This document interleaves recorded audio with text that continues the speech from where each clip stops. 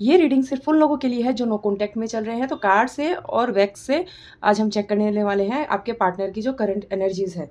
तो जय श्री राधे राधे, सोल स्पेटर में आपका बहुत बहुत स्वागत है। तो चलिए चेक कर लेते हैं। इस फ्लेम पे आपको फोकस करना है। अपने पार्टनर को याद कीजिए, उनका नाम, उनका फेस और उस टाइम को जब आप बहुत अच्छे एक रिलेशनशिप में थे। ठीक है।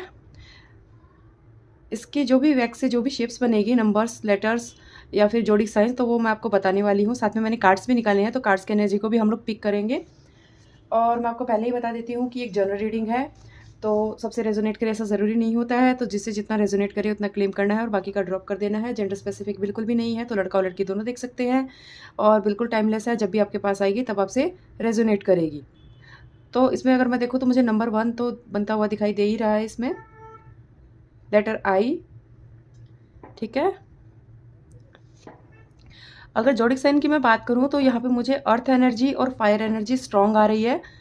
अर्थ एनर्जी यानी कि टॉरस, वर्गो, कैप्रिकॉन और एरीज, लियो, सेजिटेरियस। और कार्ड से अगर मैं देखूँ तो मुझे जो जस्टिस कार्ड जो निकला उससे लिब्रा की एनर्जी भी बहुत स्ट्रॉन्ग आ रही है।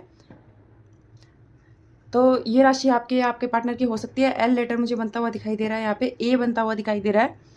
नंबर 5, 1, 8 और 11 की एनर्जी कार्ड से आ रही हैं। और लेटर्स आ रहे हैं A, S, L, I, V, R, T, P और के। ये आपका नेम हो सकता है, आपके पार्टनर का नेम हो सकता है या फिर सरनेम हो सकता है। और जो नंबर्स मैंने बताई वो बर्थ डेट हो सकती है। और कार्मिक और पास्ट लाइफ कनेक्शन की एनर्जी को मैं यहाँ देखूँ तो मुझे वो यहाँ पे फील हो रही है, क्योंकि 5 ऑफ पेंटिकल्स और जस्टिस का कॉम्बिनेशन बताता है कि ये कनेक्शन सिर्फ इस जन्म का नहीं लगता। पास्ट लाइफ में भी आप दोनों के बीच कोई अधूरा रिश्ता रहा है या फिर कुछ इम्बैलेंस या फिर सेपरेशन हो सकता है। शायद वहाँ भी किसी वजह से दूरियां आई थी और इस जन्म में भी यूनिवर्स ने फिर से आपको मिलवाया है ताकि बैलेंस को बनाए रख सके। ये कार्मिक जैसा मुझे दिखाई दे रहा है कनेक्शन, जहाँ दोनों की सेल्फ वर्थ, बाउंड्रीज और फियर को सिखाने के लिए यूनिवर्स ने आपको नो कॉन्टैक्ट में डाला है।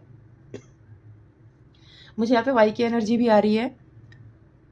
सबसे पहले ये दिखाता है कि नो कॉन्टैक्ट के बाद आपका पार्टनर इमोशनली आइसोलेट फील कर रहा है। बाहर से शायद वो स्ट्रॉन्ग या बिजी दिखाने की कोशिश करे, लेकिन अंदर से उन्हें लॉस फील हो रहा है। उन्हें लग रहा है कि कुछ इंपॉर्टेंट उनके हाथ से निकल गया है। ईगो की वजह से या सिचुएशन की वजह से वो आगे बढ़ने का दिखावा कर सकते हैं, पर दिल में एक कमी उनके अभी भी है, वो है आपकी।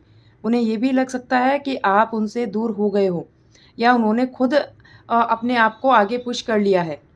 गिल्ट और रिग्रेट की भी मुझे एनर्जी यहाँ पे दिखाई दे रही है। शायद उन्होंने आपको इमोशनली बहुत मतलब आपके साथ गलत किया हो या फिर फील करवाया हो। अब नो कॉन्टैक्ट में उन्हें रियलाइज़ हो रहा है कि जब आप थे तब उनकी लाइफ कितनी अच्छी थी, कितनी खुशियाँ थी उनकी लाइफ में।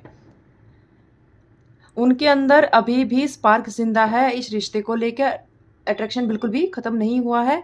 फिजिकल और इमोशनल पुल मुझे दोनों यहाँ पे दिखाई दे रहे हैं। कभी कभी वो अचानक आपको मैसेज करने का सोचते हैं, उनके माइंड में आता है कि दोबारा से एक नई बिगनिंग स्टार्ट करे। ये थॉट्स उनको बार बार बहुत परेशान कर रहे हैं, लेकिन ये स्पार्क मुझे थोड़ा सा अनस्टेबल भी दिखाई दे रहा है। उन्हें ये भी लग सकता है कि आप उनसे दूर हो गए हो या उन्होंने या फिर आप मतलब मूव ऑन कर चुके हो या फिर आप किसी और के साथ हो, ऐसा भी उन्हें लग सकता है। वो फास्ट एक्शन लेना चाहते हैं लेकिन जस्टिस उन्हें रोक रहा है। जस्टिस का मतलब है कि वो सिचुएशन को लॉजिकली समझ रहे हैं। वो सोच रहे हैं कि अगर वापस आए तो कैसे आए।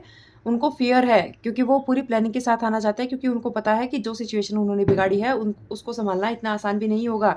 जब वो वापस आएंगे तो उन्हें आपके सवालों के जवाब भी देने पड़ेंगे।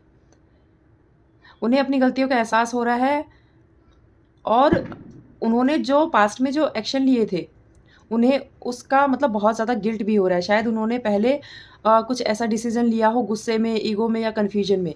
अब वो उन चीज़ों को बैलेंस करने की सोच रहे हैं। साथ ही मुझे स्ट्रॉन्ग फीलिंग आ रही है कि कम्युनिकेशन आपका रुकने वाला नहीं है। देर से होगा लेकिन हो सकता है। ये साइलेंस परमानेंट नहीं लग रही है। कभी अचानक late night message, call, social media या इनडायरेक्ट रिएक्शन आ सकता है। हो सकता है आप कोई फ़ोटो लगाओ, उस पे कुछ रिएक्शन आए उनका, जो वो काफ़ी समय से अवॉइड कर रहे थे, आपकी फ़ोटो को इग्नोर कर रहे थे। आपके पार्टनर के दिल में आपको लेके एक लॉन्ग टर्म हैप्पीनेस का सिंबल मुझे दिखाई दे रहा है। वो आपको सिर्फ अट्रैक्शन की तरह नहीं देख रहे हैं, बल्कि इमोशनल फुलफिलमेंट की रूप में आपको देख रहे हैं। वो इमेजिन करते हैं कि अगर सब ठीक हो जाए तो आपके साथ स्टेबल फ्यूचर उनका हो सकता है। लेकिन यहाँ एक मुझे दिखाई दे रहा है कि एक तरफ उन्हें लगता है वो आपको लूज़ कर चुके हैं, दूसरी तरफ वो ये समझते हैं कि शायद सब कुछ नॉर्मल है।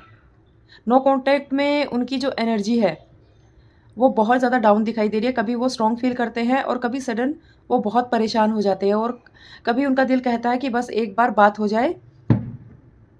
कार्मिक लेसन यहाँ ये भी आया है कि ये जो मतलब पैटर्न चल रहा है, ये आपको सेल्फ रिस्पेक्ट सिखाने के लिए आया है, इमोशनल आपको मैच्योरिटी सिखाने के लिए आया है। अगर रियूनियन होता है तो इस बार चीज़ें और भी ज़्यादा क्लियर होगी और कमिटमेंट के साथ होगी।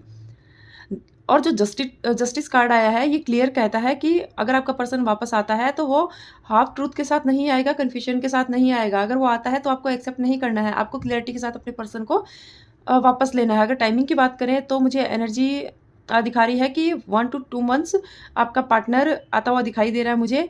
या फिर ये भी हो सकता है कि किसी मंथ की जो 10th तारीख होती है, डेट होती है, तो ऐसा भी दिखाई दे रहा है। कुछ एक में मुझे थोड़ा ज़्यादा टाइम दिखा रही है, जैसे कि 5 मंथ्स, ऐसा भी कुछ मुझे नज़र आ रहा है। इमोशनली वो आपको मिस करते हैं, उनके अंदर गिल्ट भी है और होप भी है।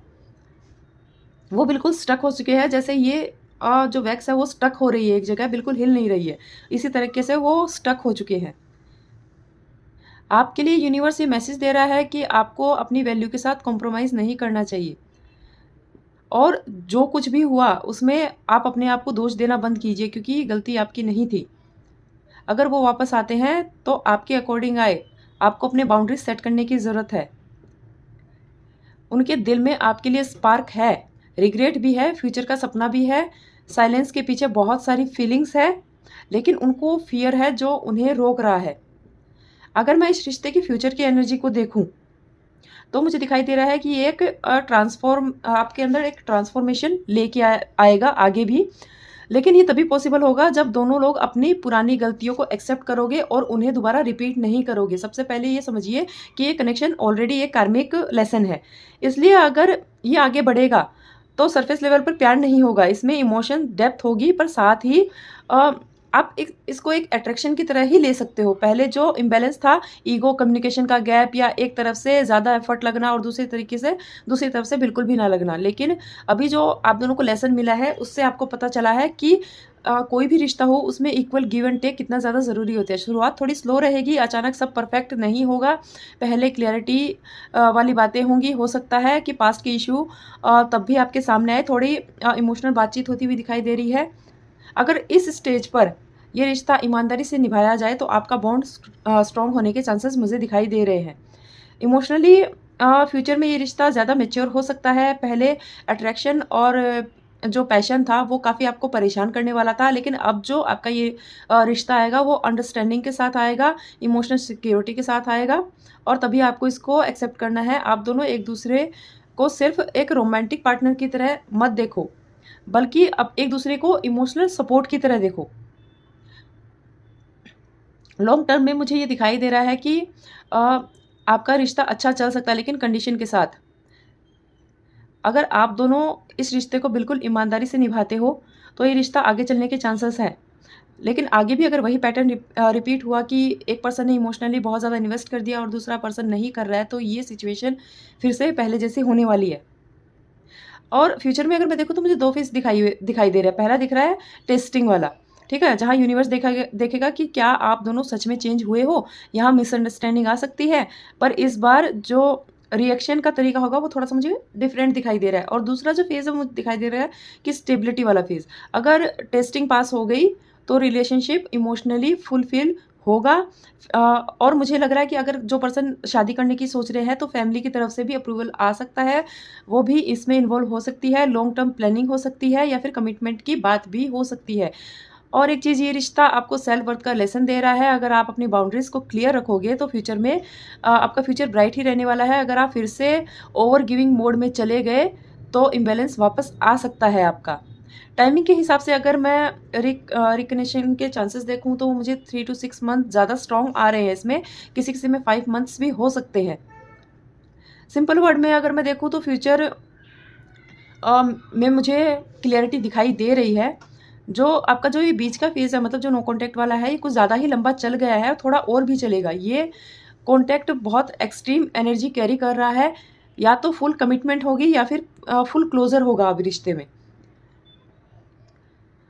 तो चलिए आज की रीडिंग को हम यहीं पे ख़त्म करते हैं। तो अगर आपको ये रीडिंग पसंद आई हो तो लाइक, शेयर और फॉलो ज़रूर कीजिए। और अगर आपको अपने लव, करियर, फाइनेंस को डीपली जानना है तो उसके लिए आपको पर्सनल रीडिंग करवानी पड़ती है, क्योंकि ये जनरल रीडिंग है, सबसे रेजोनेट हो, सबका एंडिंग सेम हो ऐसा ज़रूरी नहीं होता है। अगर आपको अपने बारे में जानना है तो उसके लिए पर्सनल रीडिंग करवानी ही पड़ती है। तो अगर आप वो करवाना चाहते हो तो स्क्रीन पे मैंने नंबर दिया है, उस पर आप व्हाट्सअप मैसेज कर सकते हो। कॉल नहीं करना है आपको, सिर्फ व्हाट्सअप मैसेज करना है, आपको रिप्लाई मिल जाएगा। और जो भी पर्सनल रीडिंग होती है वो पेड होती है, चार्जेस होते हैं, फ्री रीडिंग नहीं होती है। तो फ्री रीडिंग के लिए आपको मुझे कॉल नहीं करना है। तो चलिए आज के लिए इतना ही। जय श्री राधे राधे।